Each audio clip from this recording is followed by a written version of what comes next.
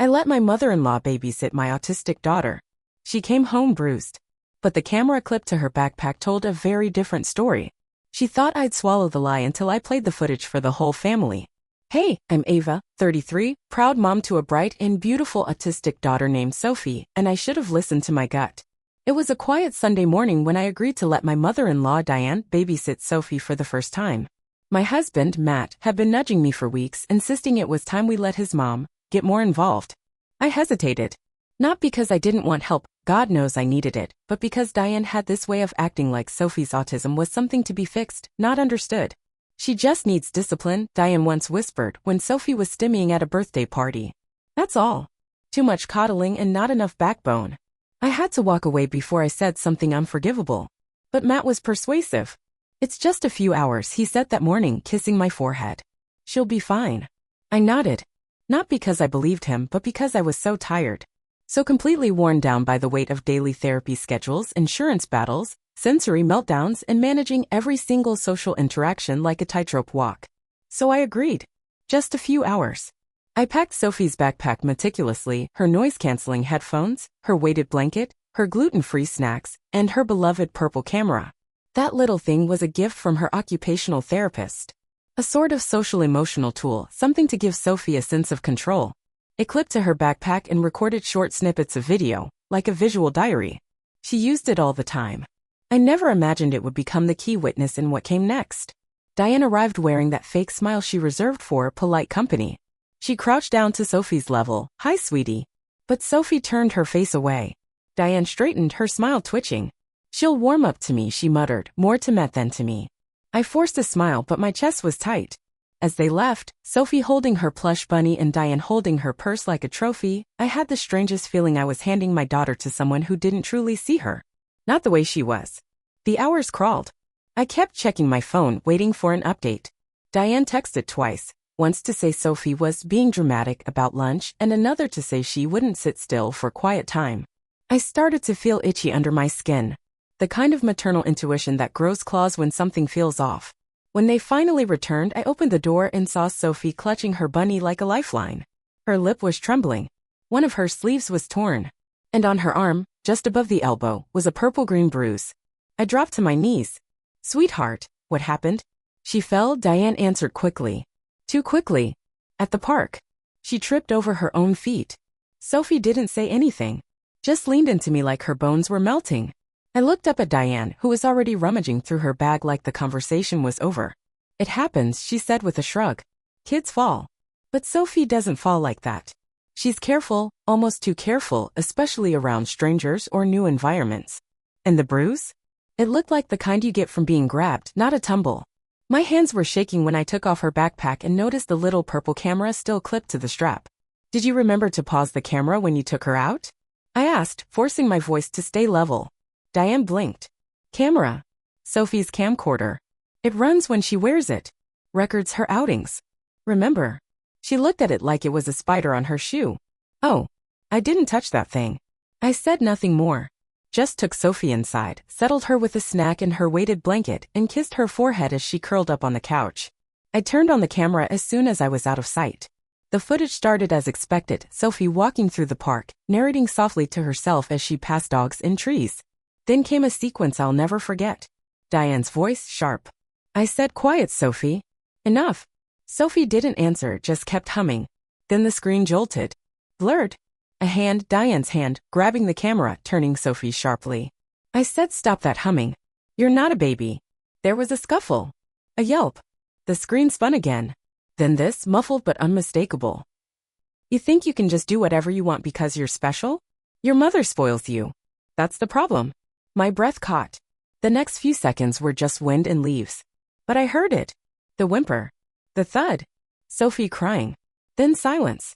I sat frozen on the kitchen floor, my back against the dishwasher, the camera screen still glowing in my lap. My daughter hadn't fallen. She'd been handled. Hurt. Berated. And Diane had lied.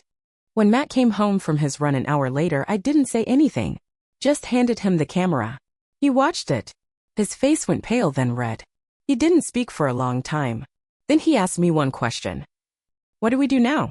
I looked at him, calm and cold. We show them. And that's how we ended up hosting the next family dinner. Everyone invited. Everyone there. Even Diane. We didn't say a word in the family group chat when we invited them. Just, dinner at our place. Sunday, 5 p.m., everyone's welcome. No smiley faces. No hint of what was coming.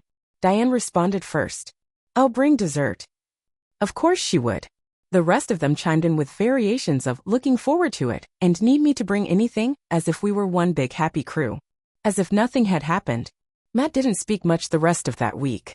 He was somewhere between fury and disbelief, especially at his mother. There's a particular kind of horror in realizing the person who rocked you to sleep as a baby is capable of hurting your baby. And yet, he wasn't the one who found Sophie's bruise. He didn't hear her crying into my shirt after Diane left.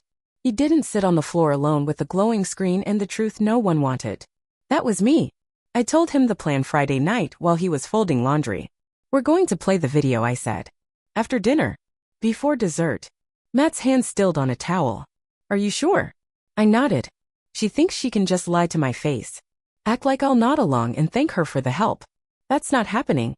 What about Sophie? She'll be with my sister. Just for the night. He hesitated. You're really going to do this? I looked him dead in the eye. You don't hurt my daughter and get to keep pretending you're a grandmother. So Sunday came. The house was spotless. Matt grilled. I made my famous potato gratin, the one Diane always pretends is a little salty while taking second helpings. Sophie was already at my sister's, painting rocks and giggling. She didn't need to be here for this part. At 4:56, the doorbell rang. They came in smiling.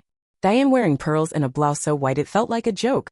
Matt's sister brought her twins, who immediately tried to raid the pantry.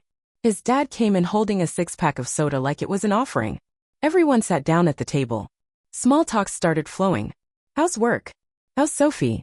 Diane smiled as she asked, she doing better with the whole eye contact thing? Matt clenched his fork. I smiled. Oh, she's doing great. Learning new things every day. Her teacher says she's incredibly bright. Diane tilted her head. Sometimes I wonder if maybe she's just, shy. She's autistic, I said flatly.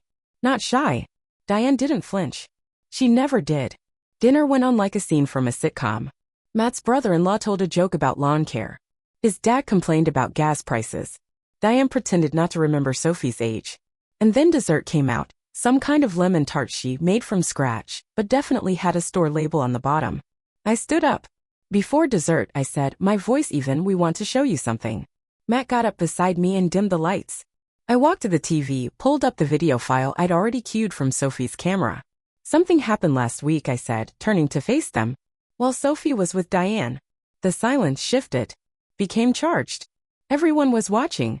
Everyone except Diane, who was still buttering a roll. The screen lit up. There was Sophie walking through the park. Narrating in her sweet, monotone voice.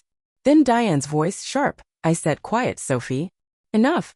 I didn't take my eyes off Diane, but I could hear the room change. Matt's sister gasped. His dad leaned forward.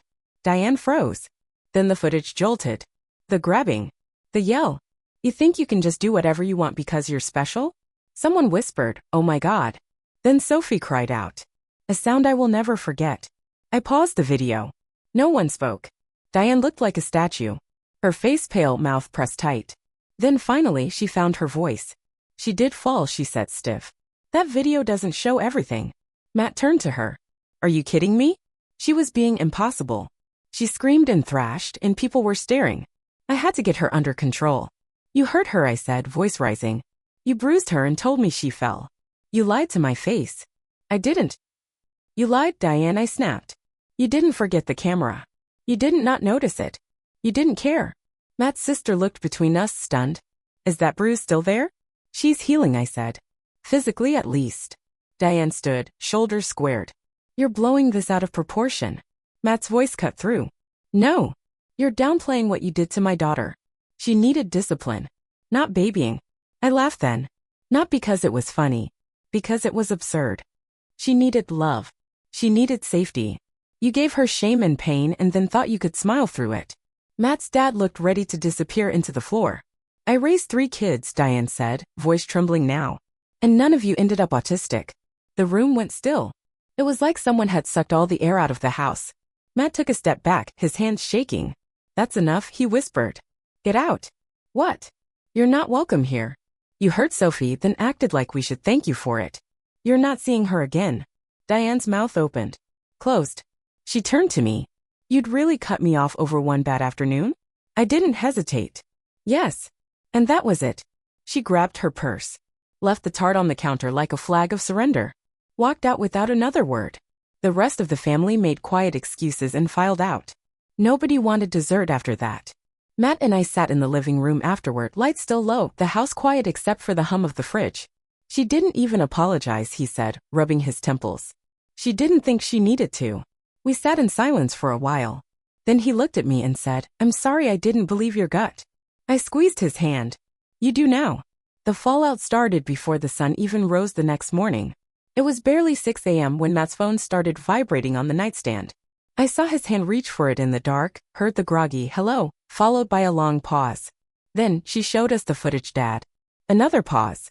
Then he sat up, all the way this time. No, she didn't fall. You saw the video. I couldn't hear what his father said after that, but from the way Matt exhaled, slow and controlled like he was holding something inside, I knew it wasn't an apology. When he finally hung up, he didn't say anything right away. She's telling everyone Sophie attacked her, he muttered. I sat up too, heart already pounding.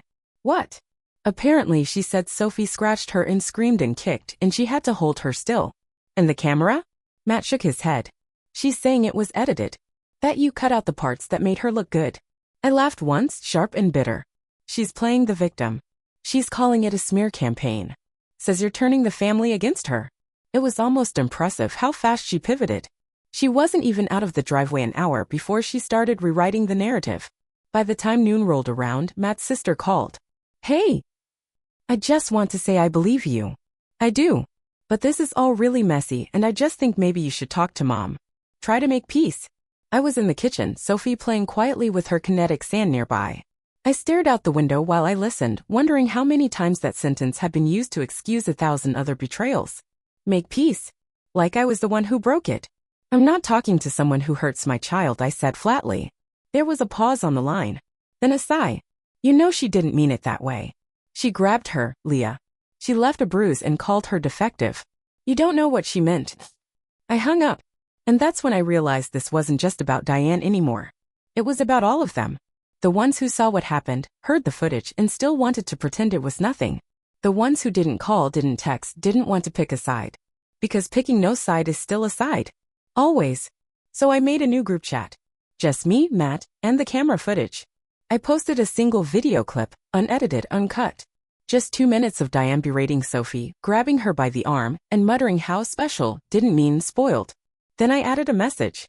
If you're wondering why she won't be seeing Sophie again, here's your answer. Silence is complicity. Within the hour I had 4 private messages. Matt's cousin, I'm so sorry. I had no idea. His aunt, this is horrifying. What can I do to support you? One from someone I didn't even recognize, saying they had a kid on the spectrum too, and watching the video made them cry.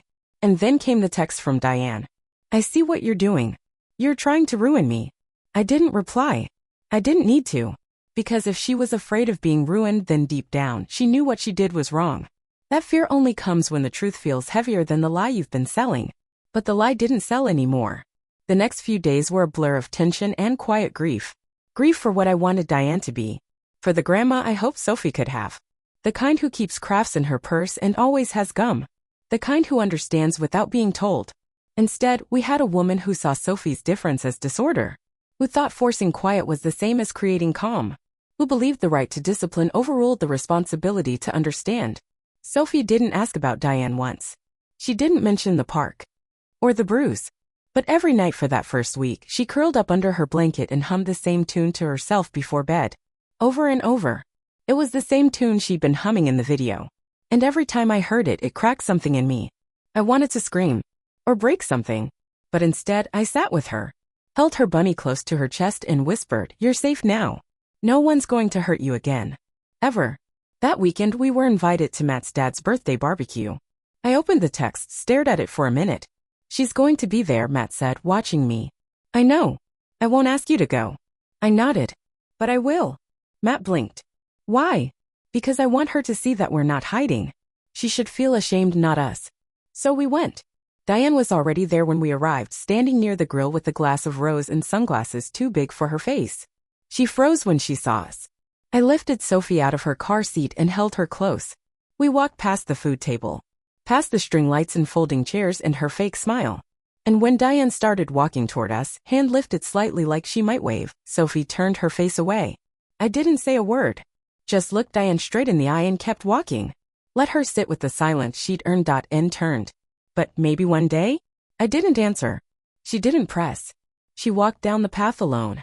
That night, Sophie curled up in my lap and showed me a drawing she'd made. Her, Matt, me, and her bunny, all holding hands under a big purple sky.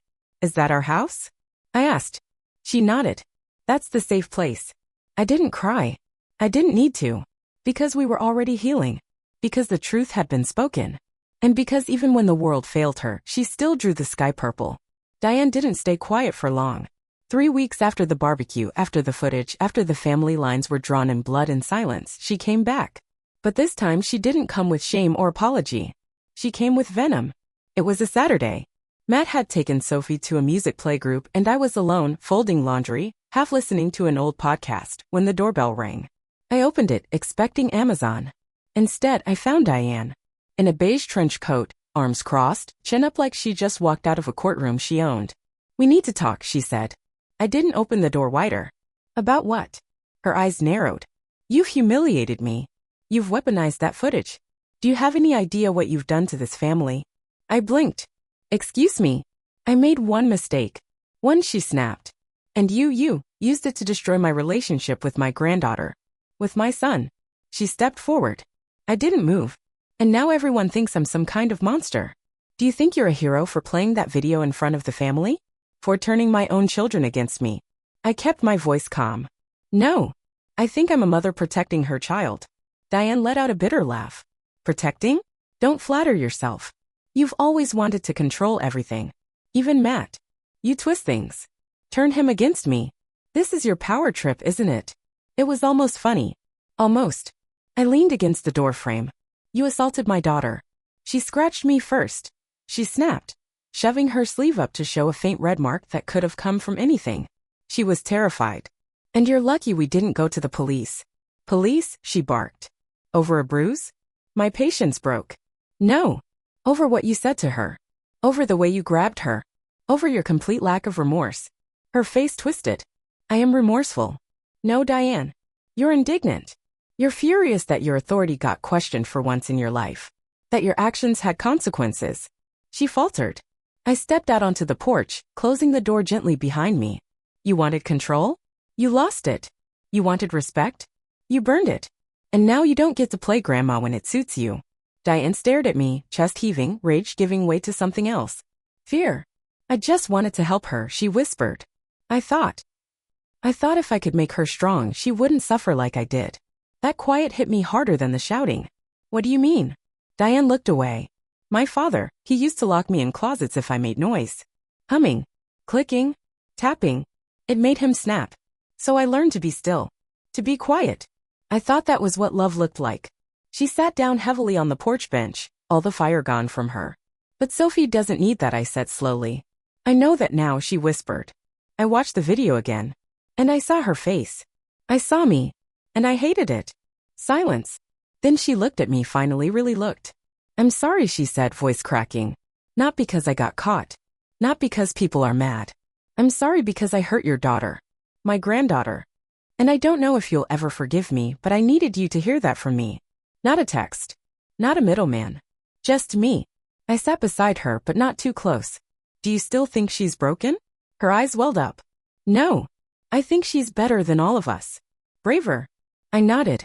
She's not ready to see you. Not yet. I understand, Diane said. I need time. We all do. She stood quietly. Okay.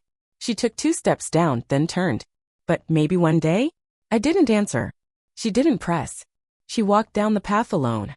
That night, Sophie curled up in my lap and showed me a drawing she'd made. Her, Matt, me, and her bunny, all holding hands under a big purple sky. Is that our house? I asked. She nodded. That's the safe place. I didn't cry. I didn't need to. Because we were already healing. Because the truth had been spoken.